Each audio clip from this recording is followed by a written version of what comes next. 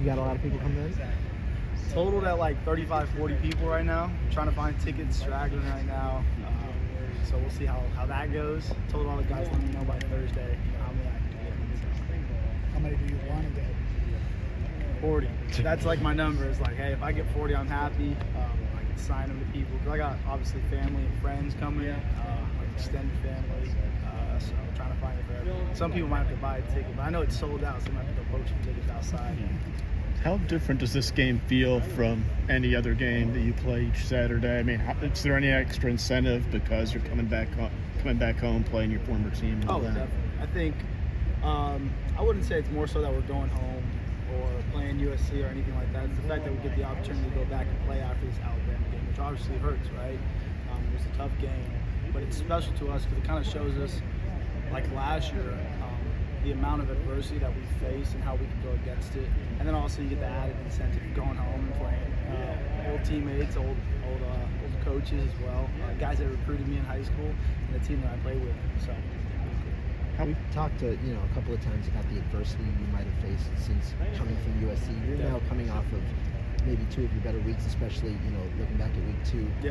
Do you feel like maybe there's an added level of confidence going into a game that clearly seems to be pretty important for you? Yeah, 100%. I think confidence has been up there for me. Like if you go back, watch the Alabama film, I felt like I was playing some good football, running good routes, and doing what my job is, my 2 cents every single play.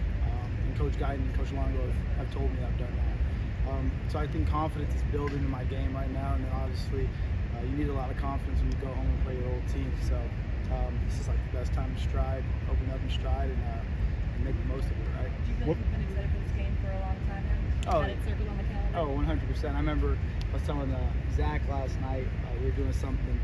When I first transferred here, I think it was probably like a month, 2 months after they announced the USC game. I was like, oh, that's pretty awesome. I mean, I get to go back to the Coliseum. It's something that I was looking forward to the Alabama game. Obviously, my dad going to school there, and then the USC game. Those were like my 2 this year, even last year. It's like not looking forward to anyone, but you want to be able to play back home where you grew up, where you went to high school and things like that. And obviously, people you grew up with. So. What players from USC do you still keep in touch with, if any? I'm close with Miller. Like me and Miller were boys there, obviously, because obviously he wasn't the starter when he was there. I think we got really, really close. Kyron Ware Hudson went to high school with me, and he's playing very well right now. Who else do we got over there? Easton Mascarenas is number 4, the linebacker who transferred from Oregon State. That was my best friend growing up. Like, we've known each other since we were 4 years old. So there's an array of different guys that I'm really close with. I still keep up with. I root for every other weekend, but not this weekend. Is there any help that you can provide on Miller with the defense? Is there any help that you can provide? Miller's a great quarterback. He's going to find a way to play his game and do to the best of his ability. I may have something there here and there for them, how to get in his head or whatever. But I mean, he's a great quarterback. He's going to do what he's going to do. He's going to sling the ball, and he's going to play a smart football game. Coach Fickle, he talked about, on Monday, winning one-on-ones. That's like a big battle that you guys kind of want to improve on. As a receiver, I know in the last game you had one ball was just a little behind. You guys weren't able to convert. How do you guys get on the same page with the quarterbacks? And also, how do you guys ultimately win those one-on-ones? Yeah, I mean, that's what football is, right? I think anybody in the world, right, any of you guys, my little brother, any high school football player can go play his own defense and stop in his own, know when to catch a ball. But if you can't be one-on-one, you deserve to be at the college level and playing Division I football, and that's the question. So just building on that, kind of getting the connection with Braedyn to get enough separation, right? I think it's our job to get the separation on me, Will, Bryson, Quincy, guys like that, to get the separation and not make it a tough go for Braedyn. Allow him to, put it in a good spot, but also allow him to not have to put it in the exact spot, the right spot. Be so open to where, it's easy for him. What gives you confidence in Braedyn as he steps into this role?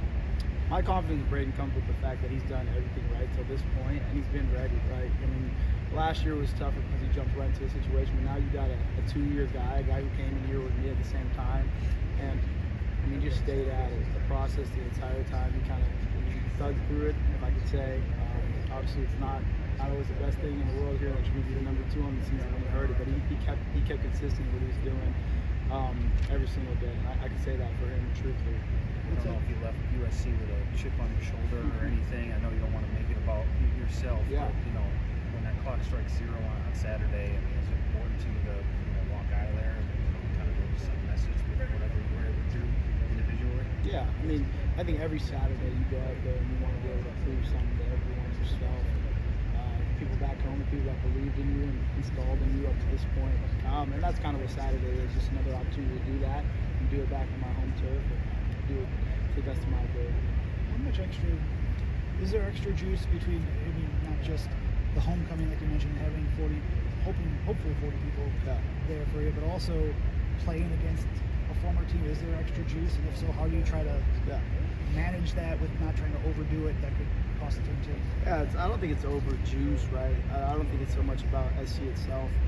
It's not juice. I would just say it's more focus, right? Like last week, Bryson Green, I had a really good 3 weeks or 3 days of practice during the bye week, and Bryson was like, shoot, if I was playing, my old school too, I'd be as focused as you are right now. So it's just an extra focus. I think the whole team's focused, right? Coming off that Alabama game, like that's all you can do to bounce back is get focused back up and go to work. And I think that's what we're gonna do this week.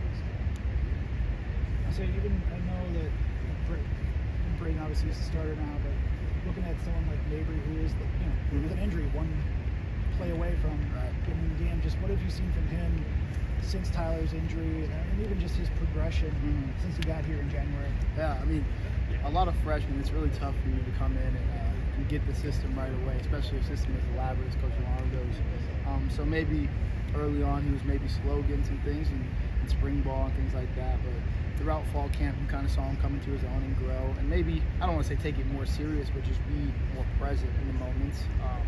And you kind of saw that in practice last week because he gave him a lot of opportunities, right? He's got to be ready. He's the number 2. And any injury, he's coming in.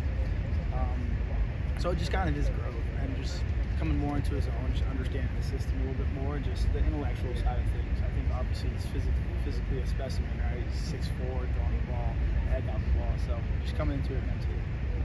Luke also said last week about just those off weeks, a good chance for self-scouting. What did the wide receivers look at in terms of self-scouting? What you got your 3 games, and what are you looking to improve upon? I mean, exactly what we spoke about earlier, right? Beating man to man and making it easy for Braedyn. And Tyler, when he was in there, I feel like at times we struggled to do that, and then there's times when we do that really well. It's just being really consistent when we're doing that, and being explosive when we get the ball in our hands. Because, right, I mean, there's no question. I mean, sometimes we don't have the explosive plays that other teams do. And so our opportunity to create explosives is extremely important. And we have to obviously take up our big role in that. Good? Thank you. Appreciate it.